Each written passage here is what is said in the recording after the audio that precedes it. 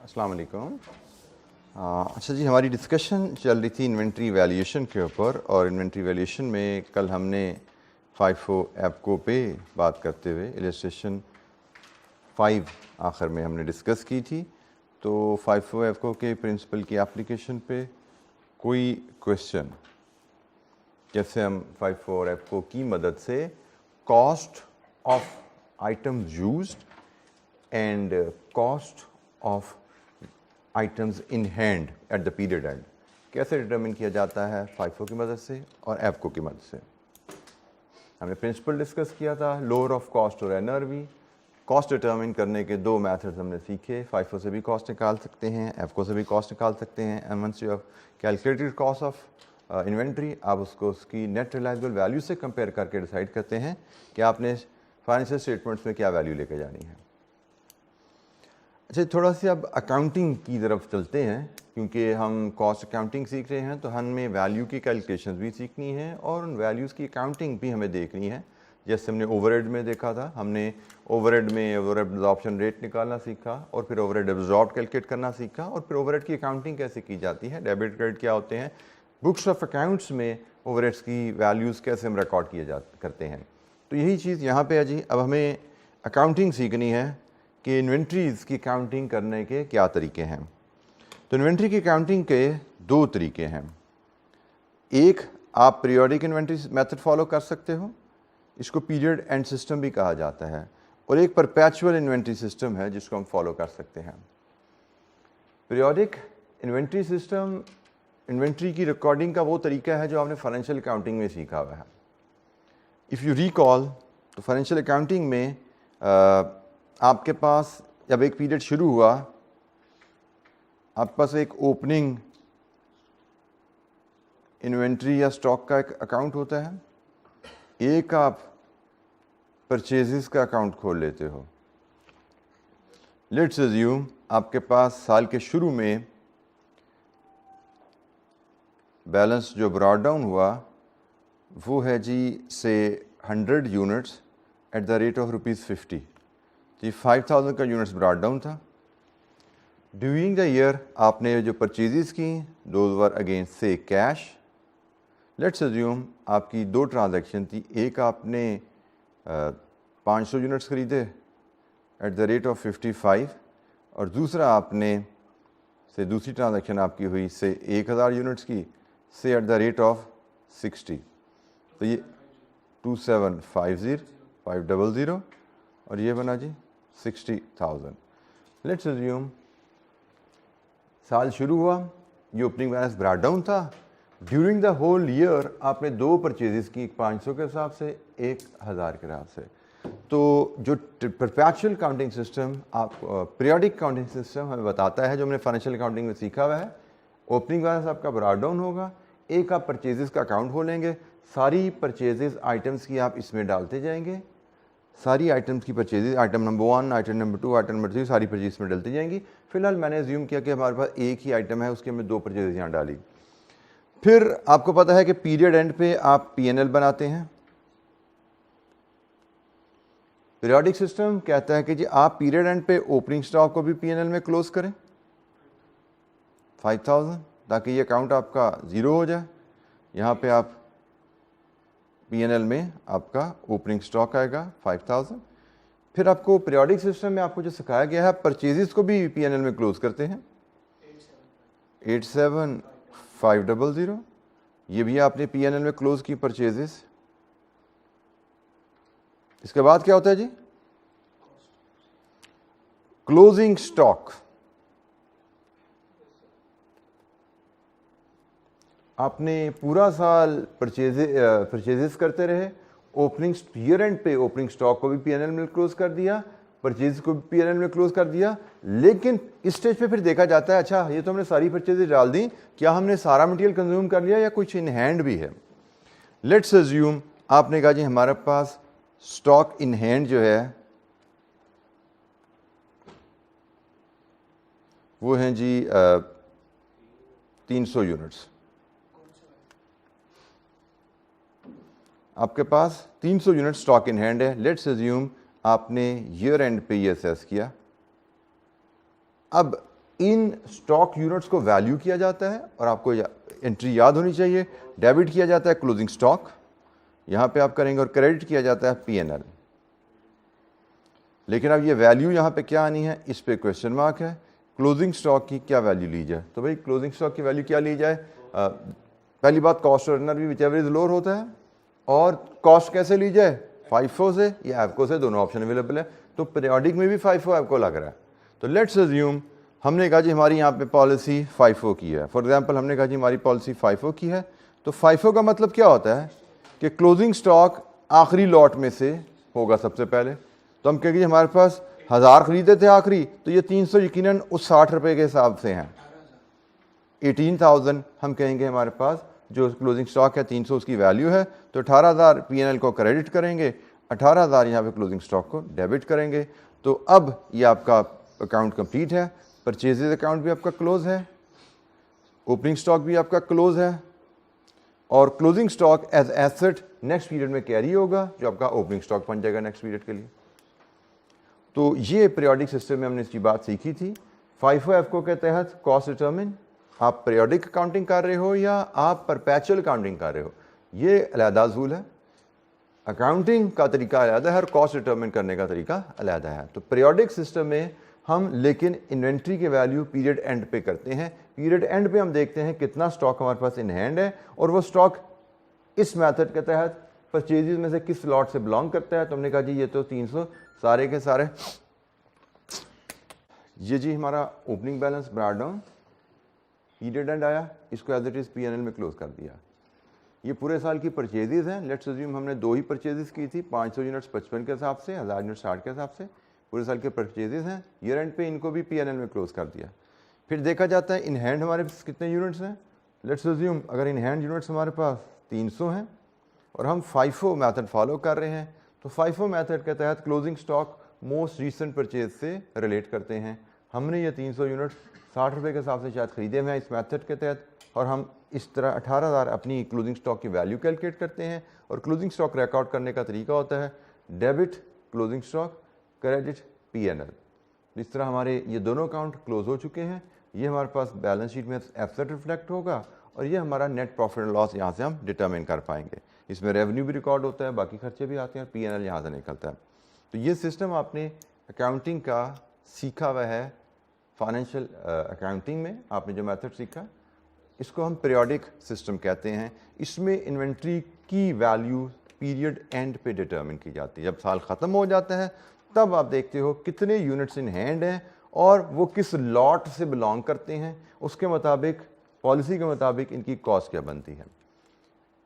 Perpetual periodic system में हमें during the year हर वक्त इन्वेंट्री का रिकॉर्ड अवेलेबल नहीं है, हर वक्त हमारी इन्वेंट्री की वैल्यू कितनी है अवेलेबल नहीं है। इसको पीरियोडिक सिस्टम कहा इसलिए जाता है, इसको पीरियड एंड सिस्टम कहा इसलिए जाता है कि इसमें इन्वेंट्री की वैल्यू पीरियड एंड पे स्टैब्लिश की जाती है। पीरियड एंड पे देखा जाता है कितने यूनिट्स इन हैंड हैं, पीरियड एंड पे देखा जाता है FIFO मेथड या एफको मेथड के तहत इनकी कॉस्ट क्या बनती है, टोटल कॉस्ट ऑफ इन्वेंट्री क्या है, और पीरियड एंड पे इस कॉस्ट को हम इन यूनिट्स की NRV से कंपेयर करेंगे। जो भी वैल्यू होगी उस पर इन्वेंट्री रिकॉर्ड की जाती है। कॉस्ट अगर लोअर है तो कॉस्ट पे एंट्री डलेगी, अगर NRV देखा NRV लोअर है तो NRV पे एंट्री पास होती है। This is periodic accounting system. अच्छा जी, नॉर्मली लेकिन जो हम कॉस्ट अकाउंटिंग में जिससे डील कर रहे थे अक्सर वो परपेचुअल सिस्टम होता है, जो हमने पहले जो सीखा हुआ है कॉस्ट अकाउंटिंग में। एक अकाउंटिंग का फ्लो आपको सिखाया था मैंने, तो वो जो सिस्टम था वो परपेचुअल था।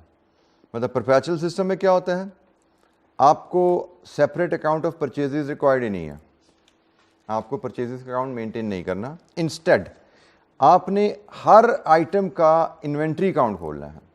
कोई opening stock, closing stock, purchases 3 account खोले थे ना हमने पीरियोडिक में, तो यहाँ पे कोई 3 अकाउंट नहीं खोलने, सिर्फ एक अकाउंट खोलना है और वो कहलाता है इन्वेंट्री। लेकिन ये हर आइटम का अलहदा अकाउंट ओपन किया जाता है।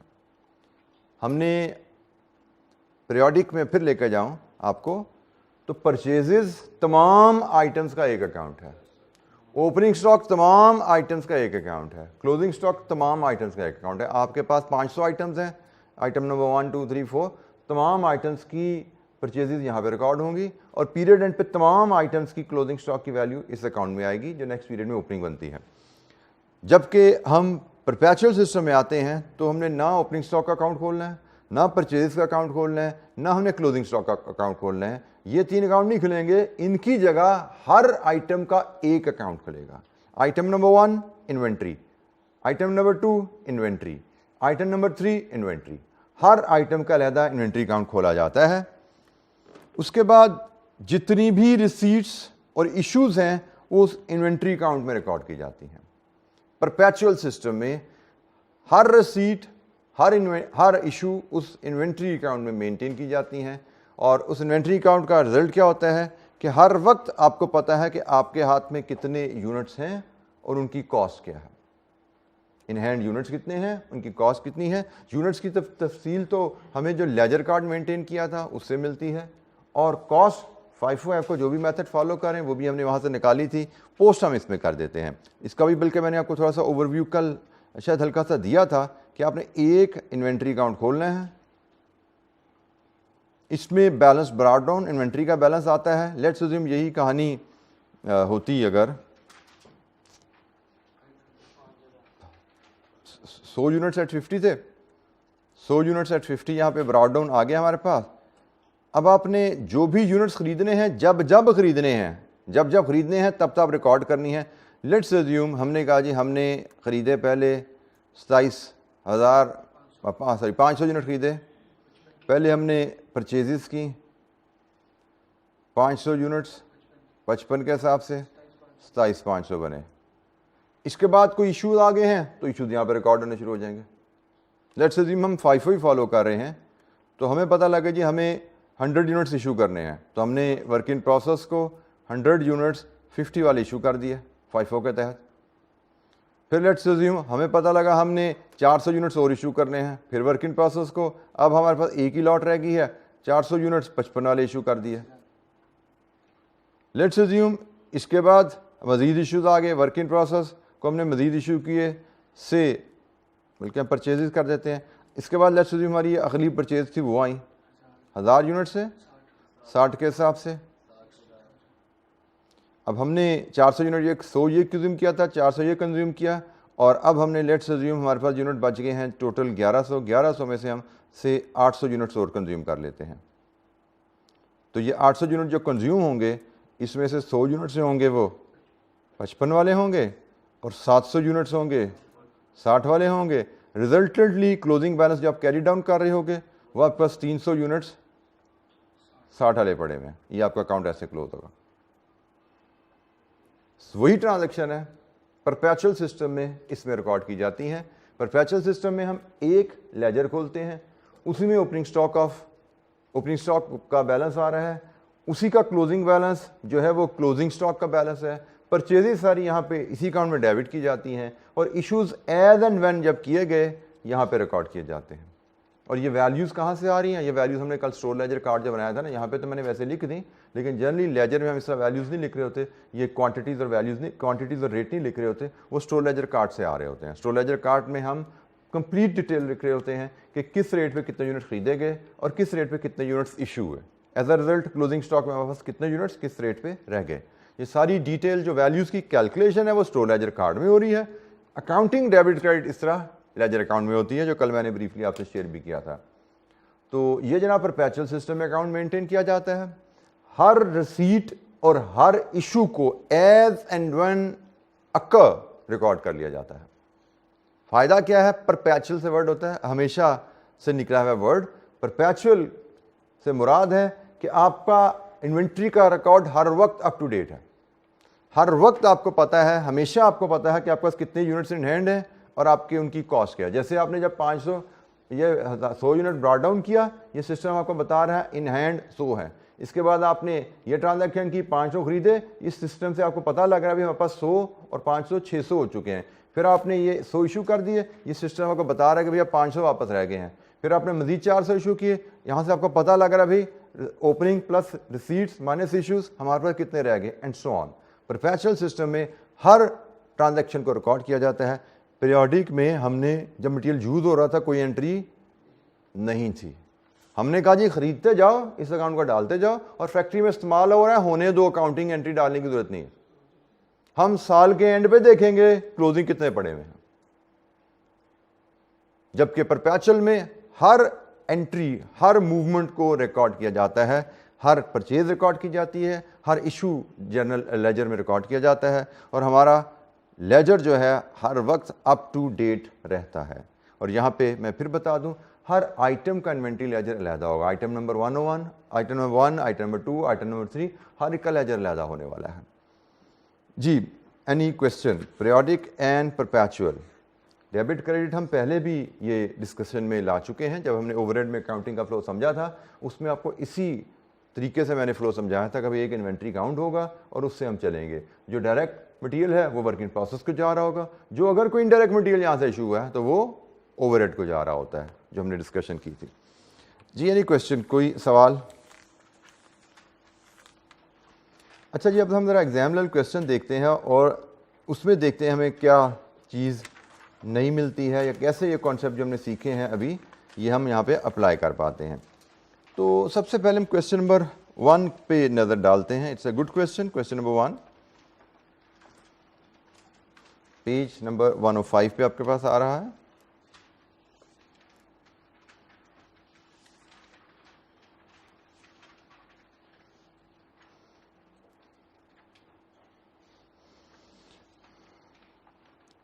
ये जी क्वेश्चन नंबर 1 हमारे पास पेज 105 पे। इसकी रिक्वायरमेंट है, compute amount of closing inventory that should be reported in the statement of financial position as on 31 December 2023। Amount of closing inventory that should be reported in statement of financial position. तो closing inventory के units की value हमने determine करनी है जो financial statement में जानी है। और हमने सीखा हुआ है कि value of closing stock is cost और NRV whichever is lower. ठीक है जी। तो हमने जो आइटम्स हमारे पास हैं उनकी कॉस्ट कैलकुलेट करेंगे क्लोजिंग स्टॉक की, उन आइटम्स की एनआरवी कैलकुलेट करनी है, और जो लोअर वैल्यू है उसको हमने फाइनेंशियल स्टेटमेंट में लेके जाना है। लेट्स रीड द डाटा, फिर बात करते हैं जी इस पे। XYZ Limited manufactures 4 products. The related data for the year ended 31st December 2023 is given below. ABCD 4 products हैं जी। ओपनिंग इन्वेंट्री में यूनिट्स कितने थे, ओपनिंग इन्वेंट्री की कॉस्ट कितनी थी, ओपनिंग इन्वेंट्री की एनआरवी कितनी थी। यहाँ तक डाटा ओपनिंग इन्वेंट्री से रिलेटेड है।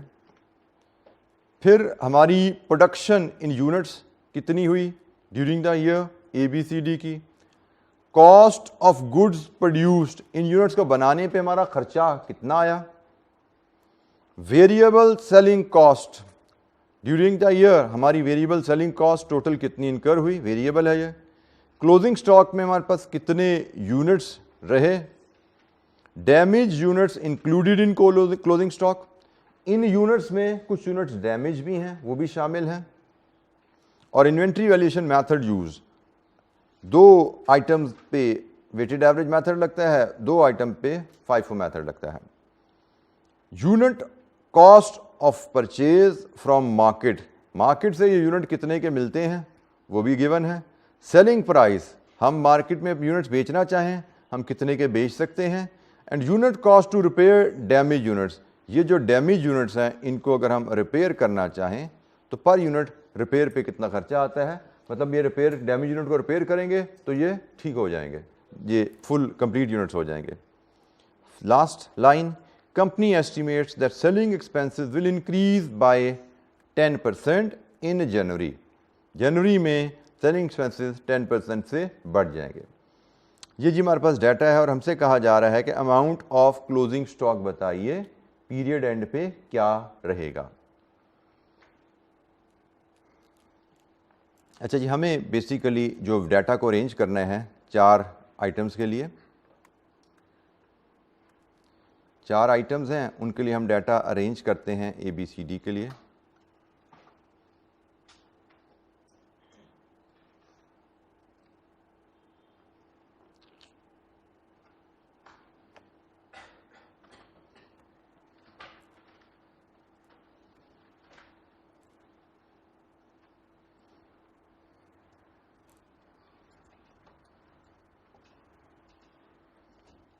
A, B, C, D।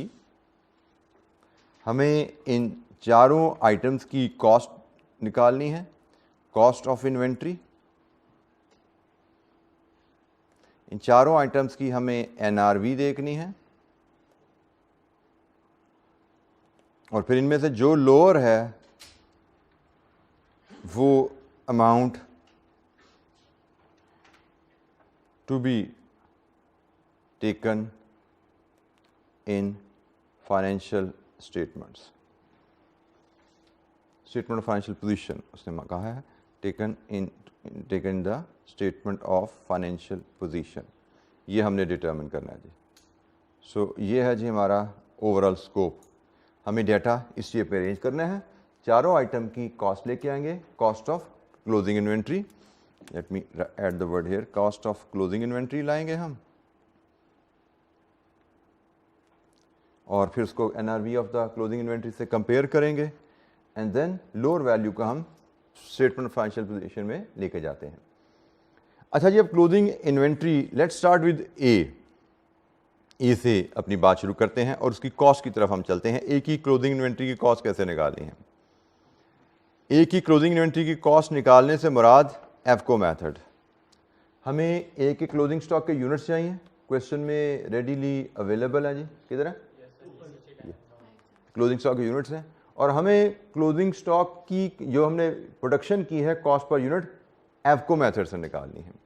अच्छा, अब यहाँ पे तवज्जो कीजिएगा, हमने कल तक जो लेजर देख रहे थे उसमें हमने कहा था कि हम जैसे जैसे नए यूनिट्स हमारे स्टोर में रिसीव होते हैं, हर रसीट के ऊपर नया एवरेज रेट निकलता है। हमने कहा था हर रसीट के ऊपर नया एवरेज रेट निकालने हैं और अगले तमाम इश्यूज उस नए रेट पे होने हैं। अब यहाँ से हमें पता क्या लग रहा है कि हमने पूरे साल में जो यूनिट्स प्रोड्यूस किए हैं, जो कि यकीनन स्टोर में डिलीवर होंगे, स्टोर में रिसीव होंगे ना, प्रोडक्शन हॉल से बने स्टोर में रिसीव हुए, इन यूनिट्स की टोटल कॉस्ट इतनी है। अब हमें जब जब बने तब तब की कॉस्ट नहीं दी गई। हमने तो लेजर में बनाया, कल स्टोर लेजर में सीखा था कि जैसे जैसे यूनिट वसूल हो स्टोर में, जिस रेट पे वसूल हो रहे हैं एवरेज रेट निकाल दिया करो। अब यहां पे हमें जैसे जैसे यूनिट्स वसूल हो रहे हैं उनकी कॉस्ट गिवन ही नहीं है, हमें तो टोटल पूरे साल के यूनिट्स कितने वसूल हुए हैं उनकी पूरे साल की कॉस्ट कितनी है। तो भाई एफको मेथड, जब डाटा इस तरह दिया जाए तो एफको मेथड पूरे साल पे एक ही कैलकुलेशन के थ्रू अप्लाई होता है, ठीक है। अगर तो हमें डेट वाइज डाटा गिवन होता ना तो फिर हम स्टोर लेजर कार्ड बनाते हैं, डेट वाइज चलते कि इतने यूनिट्स इन हैंड है, इतने वसूल हुए, एवरेज रेट क्या हुआ, इतने इशू किए निकाल दो, फिर वसूल हुए नया रेट निकाल लो। लेकिन यहाँ पे तुम्हें डेट वाइज वसूली नहीं गिवन, हमें तो एक ही वैल्यू दी गई है। तो इस केस में हम एफको मेथड जो निकालेंगे, मैं एक से वर्किंग वन में बनाता हूं, इसके लिए एलैबोरेट करने के आंसर में तो समराइज वे में प्रेजेंट किया गया, लेकिन हमें चूंकि कॉन्सेप्ट डिस्कस करना है इसलिए मैं डिटेल में इसके साथ चल रहा हूं। हमने कहा जी हमें क्लोजिंग स्टॉक की कॉस्ट जो कैलकुलेट करनी है वो होगी एफको मेथड में units in hand multiplied with average cost per unit, average cost per unit. तो यूनिट्स इन हैंड हमारे पास रेडीली अवेलेबल हैं 5000। हमारी एवरेज कॉस्ट क्या आएगी इस केस में? तो फार्मूला वही एवरेज कॉस्ट का जो हमने सीखा था।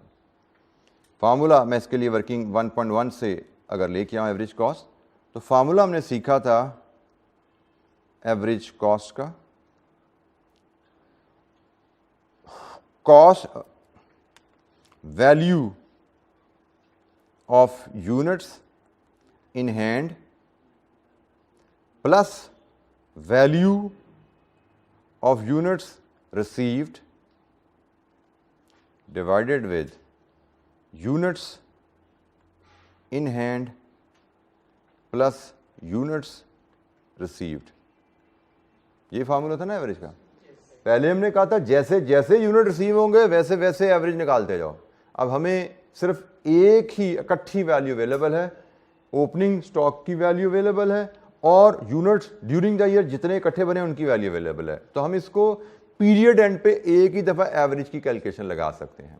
हम as and when unit received हम एवरेज कॉस्ट कैलकुलेट करके अपडेट नहीं कर सकते। As and when unit received average cost calculate करके अपडेट हम नहीं कर सकते। हम तो साल के एंड पे एक ही दफ़ा कैलकुलेट कर पाएंगे एवरेज। तो जनाब वो साल के एंड पे एक दफ़ा कैसे कैलकुलेट होती है एवरेज? वैल्यूज में फीड करेंगे। ओपनिंग स्टॉक की वैल्यू, साल के शुरू में ओपनिंग स्टॉक की वैल्यू कितनी है जी?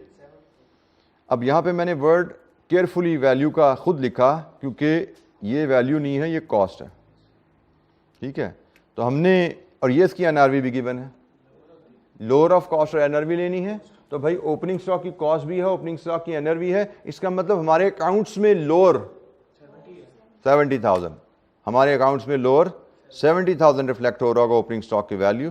तो जनाब ओपनिंग स्टॉक जो हमारे पास इन हैंड था वो 70,000 है, प्लस जो यूनिट्स हमें रिसीव हुए, मतलब जो हमने यूनिट प्रोड्यूस किए वही स्टोर में रिसीव हुए ना, उनकी कॉस्ट कितनी है? यूनिट रिसीव की कॉस्ट प्रोडक्ट ए में 4 lakh, units in hand opening stock के 10,000 plus units produced during the year जिनकी कॉस्ट 4 लाख है 50,000। तो यहां से देखिए आपकी एवरेज कॉस्ट पर यूनिट क्या आ रही है? 7.83। ये है जी आपकी एवरेज कॉस्ट पर यूनिट। तो हमने कहा जी क्लोजिंग स्टॉक की कॉस्ट लेनी है, units in hand into cost per unit कितनी बनी? ये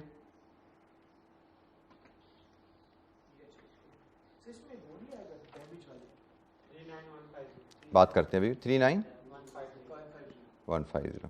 दिस इज कॉस्ट। कॉस्ट से मुराद ये सारे हैं, ये टोटल यूनिट्स की कॉस्ट है, इसमें डैमेज शामिल है। इसमें हमने 5,000 यूनिट्स इन हैंड है जो उसने लिखा हुआ है, damage units included in closing stock, इसमें डैमेज भी शामिल है। और हम कॉस्ट कैलकुलेट कर रहे हैं, तो कॉस्ट से मुराद है इन यूनिट्स को बनाने में खर्चा कितना आया। तो खर्चा तो डैमेज यूनिट्स पे बनाने पे भी उतना ही लगता है ना जितना गुड यूनिट्स पे लग रहा है। ये प्रोडक्शन हमने की, 10 टेबल बनाए, 10 टेबल पे खर्चा तो एक जैसा ही है, लेकिन इंस्पेक्शन की पता लगा एक थोड़ा डैमेज है, वो उठा के इधर रखते हुए कोई लकड़ी उसकी टूट गई हुई है, डैमेज भी कैटेगरी में आ गया ना, बट खर्चा तो पूरा वही एक जितना ही लगा। 10 यूनिट बनाया था, 10 पे एक जितना खर्चा लगता है, डैमेज पे भी खर्चा वही लग रहा है। तो कॉस्ट का मतलब पैसे लगे कितने हैं बनाने में, तो भाई पैसे हमारे लगे हैं एफको मेथड से 39,150। तो हमने कहा जी हमारी क्लोजिंग स्टॉक की कॉस्ट जो है आइटम ए की 39,150 है। अब हम इसकी एनआरवी देखेंगे, वहां पे अब डैमेज का हिसाब किताब आएगा। इनकी एनआरवी क्या है? तो एनआरवी होती है जी, हमने जो पढ़ी थी, हमें अब इन्हीं 5,000 यूनिट्स की, इन्हीं 5,000 यूनिट्स की एनआरवी लेनी है। तो मैं इसकी से वर्किंग टू पे इसकी एनआरवी बनाता हूं। एनआरवी हमारी होती है जी working to final sale value minus cost to complete the cell.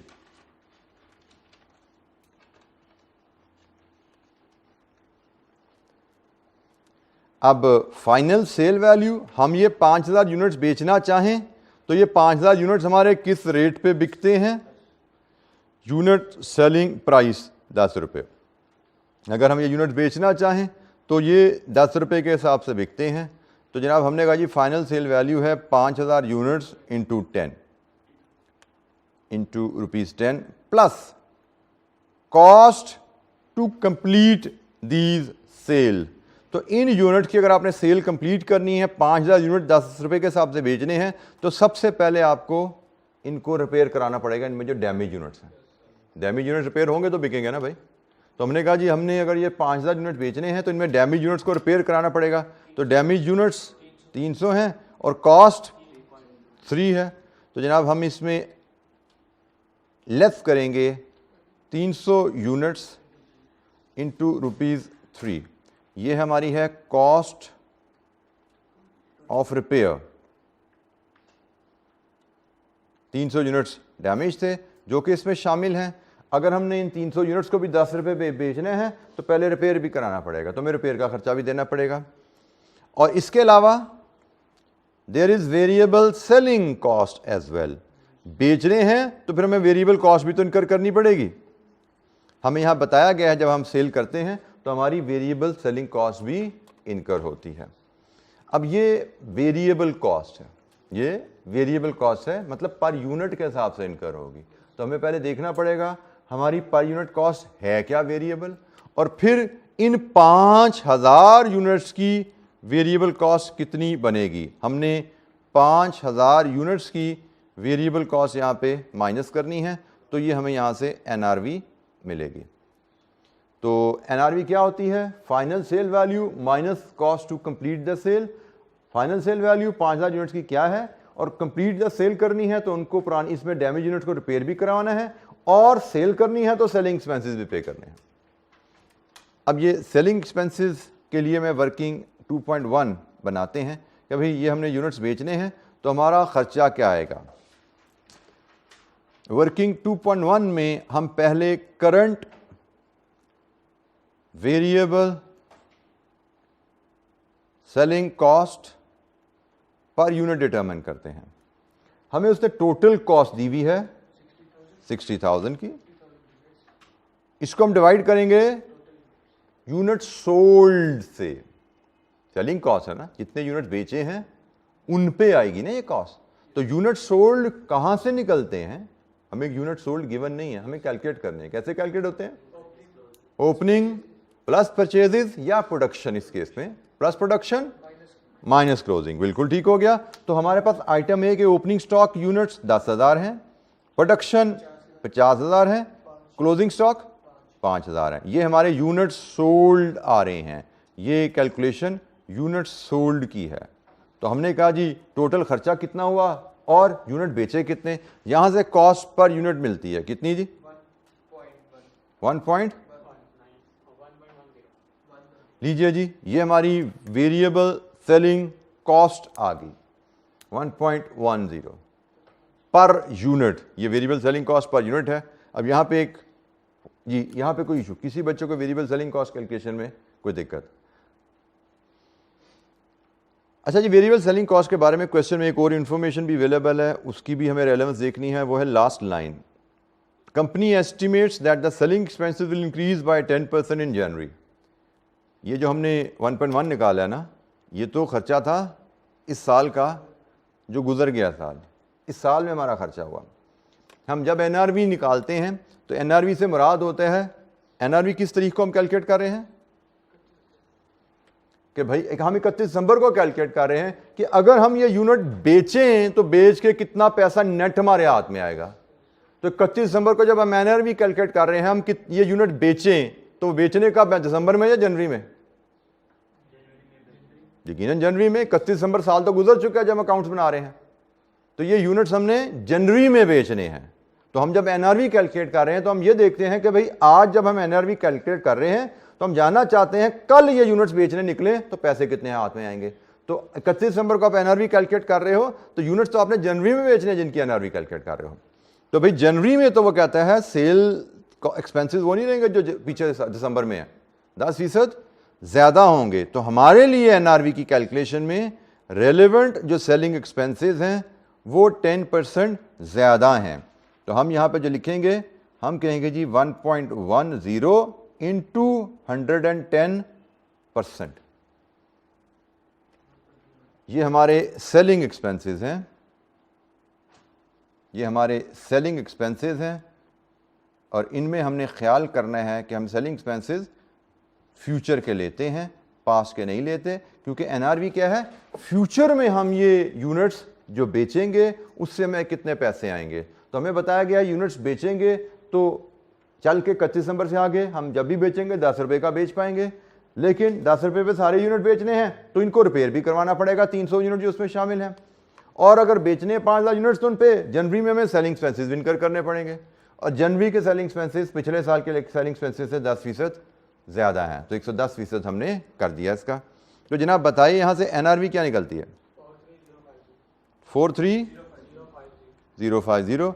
ये जी हमारे पास एनआरवी आ रही है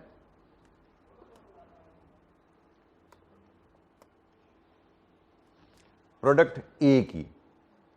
तो आइटम की कॉस्ट और आइटम की एनआरवी 43050, लोअर जो वैल्यू है वो स्टेटमेंट ऑफ फाइनेंशियल पोजीशन में जाएगी 39150। क्लोजिंग स्टॉक की कॉस्ट, क्लोजिंग स्टॉक की एनआरवी, लोअर अमाउंट जो हमने स्टेटमेंट ऑफ फाइनेंशियल पोजीशन में लेनी है 39150। जी, किसी वैल्यू की कैलकुलेशन में दिक्कत, ये आपके पास क्लोजिंग स्टॉक की कॉस्ट की कैलकुलेशन आ रही है और ये क्लोजिंग स्टॉक की एनआरवी की कैलकुलेशन आ रही है। एनी क्वेश्चन, कोई सवाल?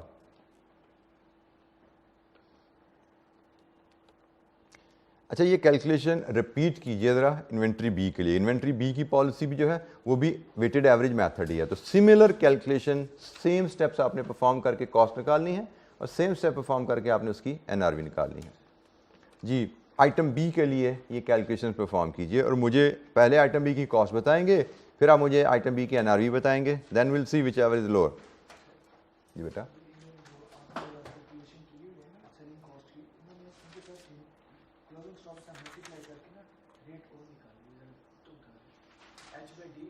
यार तो उनका तो ऑडिट ना कर, तो जो मैं तुझे समझा रहा हूँ उसकी बात समझना। ये बेटा आई कैप का सोल्यूशन है, मेरा नहीं है, लेकिन कैलकुलेशन हमारा आंसर कोई फर्क आया? बेटा राउंडिंग ऑफ का डिफरेंस है, कुछ नहीं है। आपने यहाँ पे एक राउंडिंग ऑफ परफॉर्म की है, आप इस आंसर को सोल्यूशन से कंपेयर कर रहे हैं, तो उसने सोल्यूशन में उसने राउंडिंग ऑफ परफॉर्म नहीं की, उसने सिंपली इस वैल्यू को इंटू 1.1 इंटू 5000 कर दिया। तो बेटा ये क्या है? तो मैं इसलिए कहता हूँ ऑडिट ना किया करो बेटा। बेटा आपको वैल्यू देखनी है, आप वैल्यू देखते हो तो जो वैल्यू उसने निकाली है हमारी वैल्यू भी वही आ रही है। उसने 43,000, एग्जामिनर ने 43,100 निकाली हुई है, हमारी 43,050 आ रही है, 50 रुपये का डिफरेंस है, वो राउंडिंग ऑफ की वजह से है। जी, आइटम बी के लिए ये वर्किंग परफॉर्म कीजिए सारी।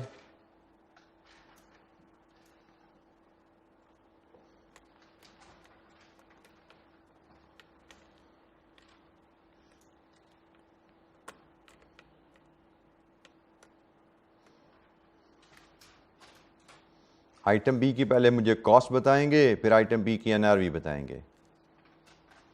जहाँ तक ये कॉस्ट की कैलकुलेशन है, इसके नीचे एनआरवी की कैलकुलेशन है।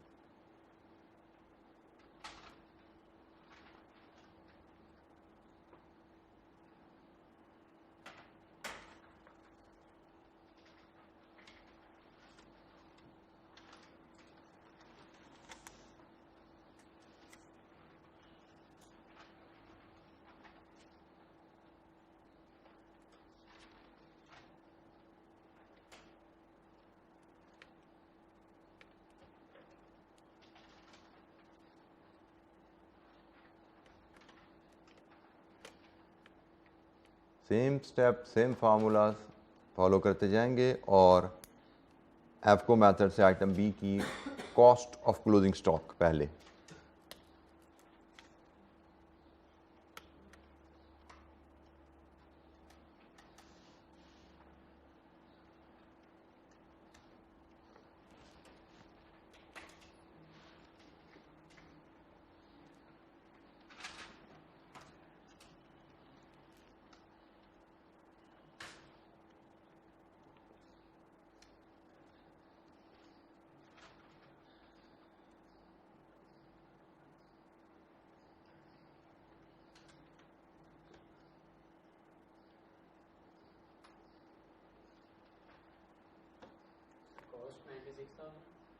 $96,000 96,000 कॉस्ट, पूरी फुल 96,000 96,000 वेरीफाई कीजिएगा जी। कोई अगर डिफरेंस हो तो बताइएगा।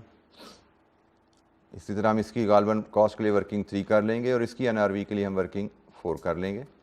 आइटम बी की एनआरवी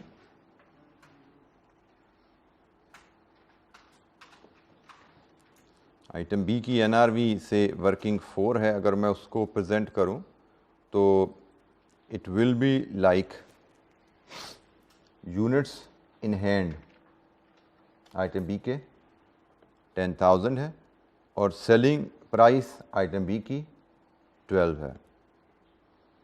इसमें से माइनस होगा डैमेज यूनिट्स आइटम बी के डैमेज यूनिट्स 600 हैं और रिपेयर कॉस्ट 2 रुपये आती है और इनमें से माइनस होंगे सेलिंग एक्सपेंसेस। अब मैं ज़रा ये सेलिंग एक्सपेंसेस वर्किंग में जाने के बजाय यहीं पे अगर कैलकुलेट करूँ तो हमारे पास आइटम बी पे जो सेलिंग एक्सपेंसेस वेरिएबल आए हैं वो 80,000 है, divide with units sold, opening stock plus units produced 60,000 minus closing stock 10,000।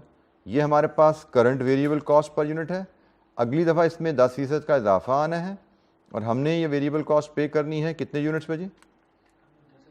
10,000 units की।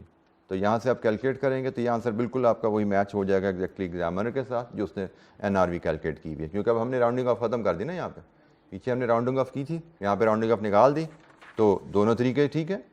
तो बताइए जनाब यहाँ से NRV क्या आती है?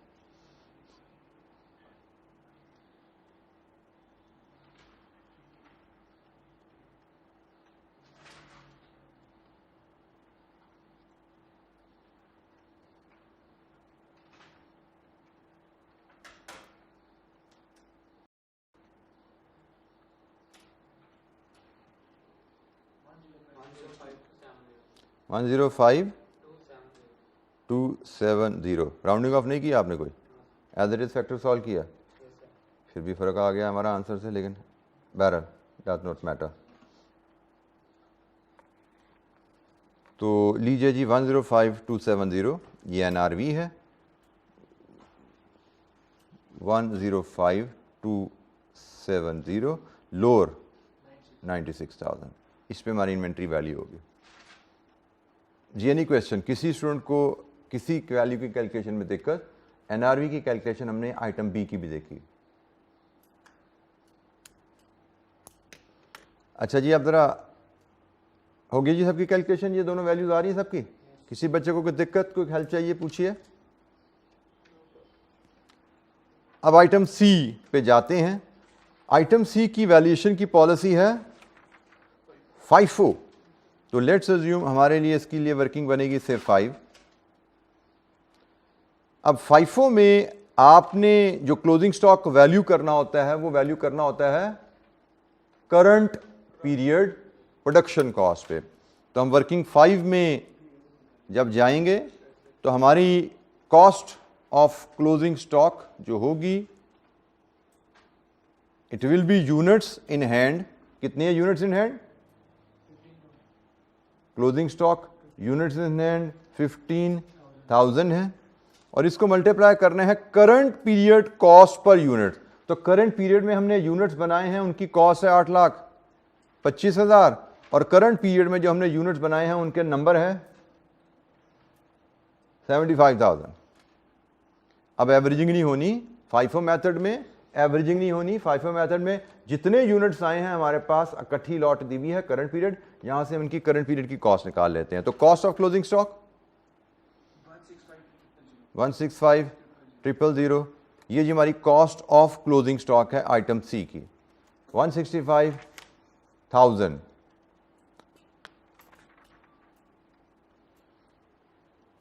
हमने अब एवरेजिंग नहीं की यहाँ पे, अब हमने सिर्फ करंट पीरियड कॉस्ट ली। पहले हम एवरेजिंग कर रहे थे। एवरेजिंग कैसे कर रहे थे कि भाई ओपनिंग स्टॉक की कॉस्ट भी वैल्यू भी लो, करंट पीरियड की कॉस्ट भी लो, फिर ओपनिंग स्टॉक के यूनिट्स भी लो, ये भी लो। लेकिन FIFO में ऐसा नहीं होगा। FIFO में सिर्फ ये डाटा लिया, ओपनिंग स्टॉक डाल के हमने एवरेज नहीं की उसकी, ठीक है। फर्स्ट इन फर्स्ट आउट में जो most recent cost per unit होती है उस पर इन्वेंट्री वैल्यू की जाती है। FIFO में एज्यूम किया जाता है ओपनिंग स्टॉक तो सबसे पहले हमने बेच दिया, तो हमारे पास जो भी यूनिट्स बचे होंगे वो हमारे पास करंट पीरियड प्रोडक्शन से बचे होते हैं। ओपनिंग स्टॉक जो था हमने बेच दिया होगा, हमारे पास FIFO में जो यूनिट्स बचते हैं इन हैंड वो हमारे मोस्ट रिसेंट प्रोडक्शन से, मोस्ट रिसेंट लॉट से होते हैं। तो 165,000 हमारे पास कॉस्ट आ गई इसकी। इसकी NRV की कैलकुलेशन इसी तरह जैसे अभी मैंने बी की आपसे एक लाइन में शेयर की थी, इसी अंदाज में वर्किंग 6 में हम एक लाइन में इसकी NRV कैलकुलेट करेंगे। 15,000 units in hand into price 12। सी की प्राइस भी हमारी 12 है। उसके बाद हमने इसमें जो डैमेज यूनिट्स हैं उनको रिपेयर करने हैं। 800 डैमेज हैं और कॉस्ट पर यूनिट 2.5। ये डैमेज यूनिट्स की रिपेयर कॉस्ट आ गई। फिर इसमें से हमने सेलिंग कॉस्ट भी लेस करनी है। तो जनाब इनकी selling cost, variable selling cost 90,000 है यूनिट सोल्ड पिछले साल जो किए 20,000 opening stock, 75,000 units produce minus 15,000 units in hand, ये आपको मिलती है। पिछले साल जो साल ख़त्म हुआ उसमें आपका सेलिंग कॉस्ट पर यूनिट क्या आ रही है, जनवरी में 110% पे चली जाएगी और 15,000 यूनिट की सेलिंग कॉस्ट क्या बनेगी। लीजिए जी, यहाँ से आप एनआरवी बता दीजिए क्या है।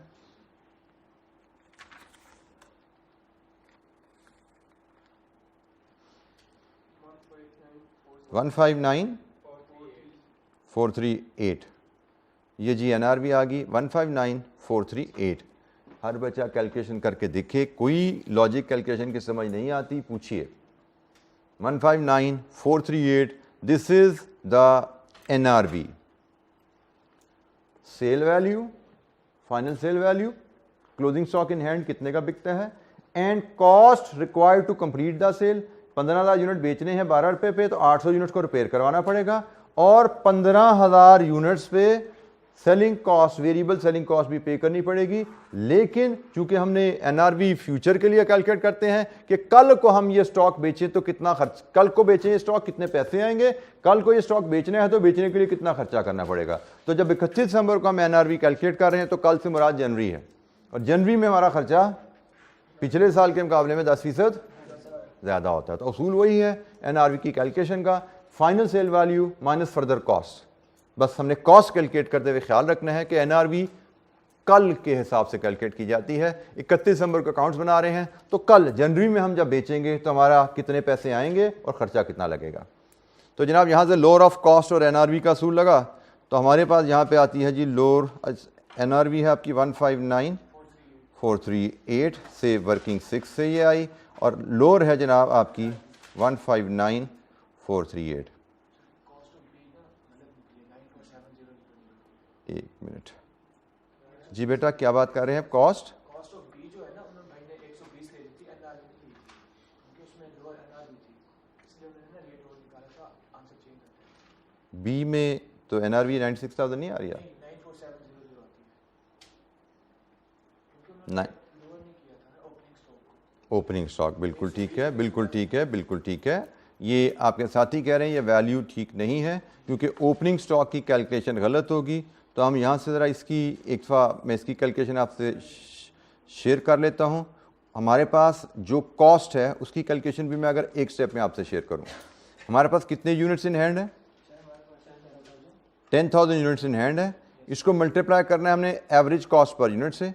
एवरेज कॉस्ट पर यूनिट होती है ओपनिंग स्टॉक की कॉस्ट।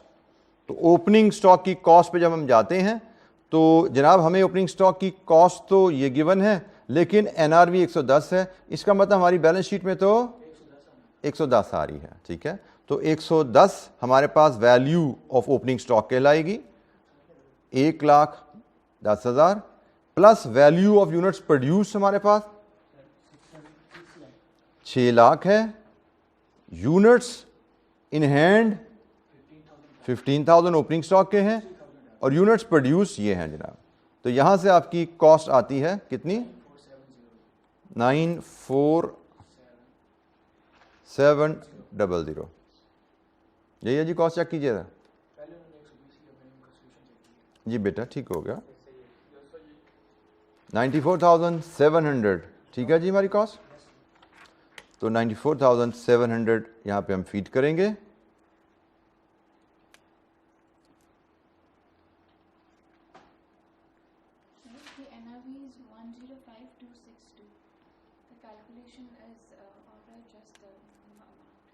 Amount is 262। लीजिए जी, लोअर ऑफ कॉस्ट और एनआरवी। एनी क्वेश्चन, कोई सवाल? अच्छा जी, इसी पैटर्न पे जिसे हमने सी की कॉस्ट और एनआरवी निकाली है, ये फार्मूला आपके सामने है, सी की कॉस्ट का और सी की एनआरवी का। इसी पैटर्न पे आपको डी की कैलकुलेशन परफॉर्म करनी है। 1 मिनट में कैलकुलेशन परफॉर्म कीजिए ज़रा डी के लिए, वर्किंग 7 एंड वर्किंग 8।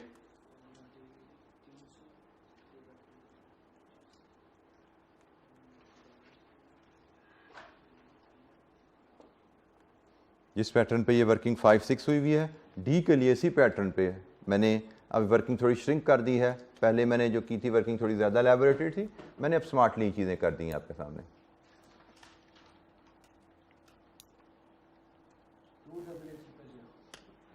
डी की कॉस्ट बोल रहे हो 288,000, डी की कॉस्ट 288,000 और डी की एनआरवी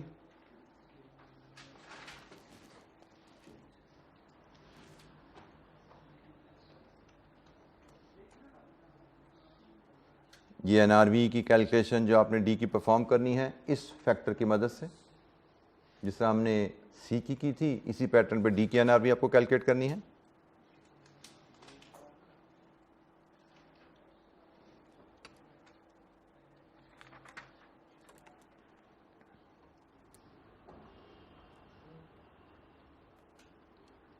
डी के यूनिट्स इन हैंड आपके पास हैं जी 24,000। डी की सेलिंग प्राइस क्या है 12.5।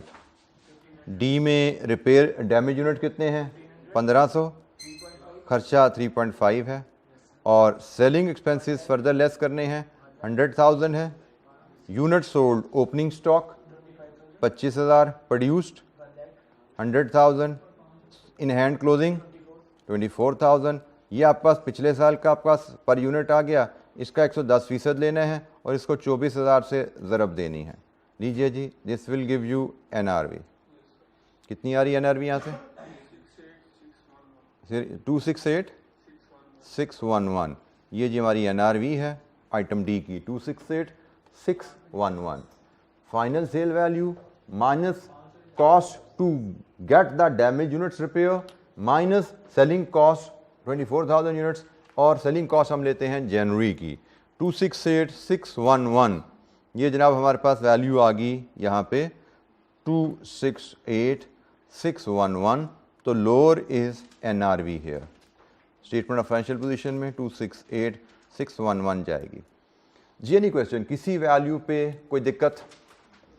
FIFO एफको का मेथड एग्जाम लेवल क्वेश्चन में हमने अप्लाई किया, लेकिन ये थोड़ा सा हमने देखा ये पीरियड एंड पे वैल्यूएशन इन्वेंट्री की एक ही दफ़ा की जा रही है, परपेचुअली काम कैलकुलेशन नहीं की जा रही। अच्छा जी, कल हम मज़ीद क्वेश्चन हमने करने हैं हमारे एजेंडे पे। जो आगे क्वेश्चन है क्वेश्चन नंबर 2 है, उसके बाद फिर लेटेस्ट अटैम्प्ट के मैंने जैसे कहा था हमें लेटेस्ट टाइम में क्वेश्चन टेस्ट हुए हुए हैं, तो क्वेश्चन नंबर 5 और 6 है। तो हम अब ये 3 क्वेश्चन हमारे एजेंडे पे हैं, तो कल हम देखते हैं शायद 2 हम कल कर पाएंगे, एक हमारा फिर छुट्टियों के बाद चला जाएगा। तो आज के लिए इतना ही, बाकी इंशाल्लाह कल मुलाकात होगी, प्रैक्टिस क्वेश्चन हम कंटिन्यू करेंगे। थैंक यू, अस्सलाम वालेकुम।